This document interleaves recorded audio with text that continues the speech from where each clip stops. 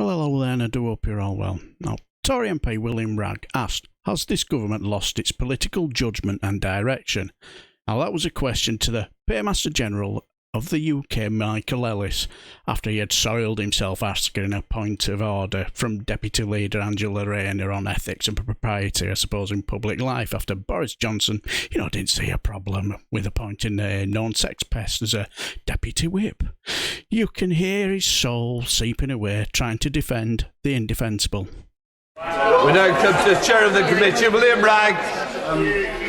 Thank you, Mr. Speaker. My honourable friend mentions the sophisticated and robust systems for upholding standards in public life, but those systems are, on the whole, irrelevant if the participants have no regard for them. I think he's got a point there. The question that faces the government, and I would suggest my honourable and right honourable friends sat on the front bench, and I notice a greater degree of propensity of government whips rather than other ministers at this time, is for them to consider what they are being asked to say in public, which changes seemingly by the hour.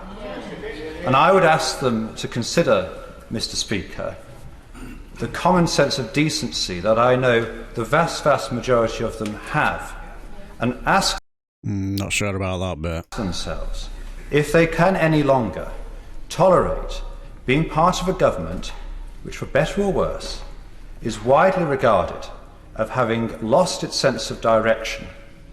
It is for them to consider their positions. This is not a question of systems.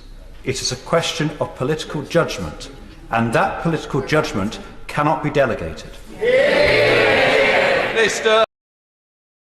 Can't disagree with him there. Well, my honourable friend is quite wrong. Shocker. The fact of the matter is, this is a government that knows its direction, and that is to serve the British people in dealing with the issues that matter to them, including cost of living, the crisis in Ukraine, and those other issues, including the pandemic, which this Prime Minister and this government have dealt with in an exemplary fashion. Come to SNP spokesperson. I could have done a video about Angela Rayner, but I just thought, what's the point? Part of the opposition party, that's the job, isn't it, really?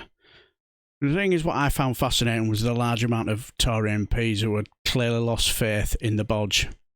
And we've seen a few videos of William Wragg in cross-party select committee meetings. You remember the one with Simon Case and Lord Gate. Poor. And he didn't take any prisoners in them, did he? Let's be honest. Now, for me, I thought he would have been a lonely voice, but he wasn't really. So clearly, for me, it seems like the tide is turning. Right, I shall leave the video here, because there's going to be one or two more of these to watch Michael Ellis soiling himself, trying to defend the indefensible. So I shall leave the video here until the next time. I shall bid you farewell and take care.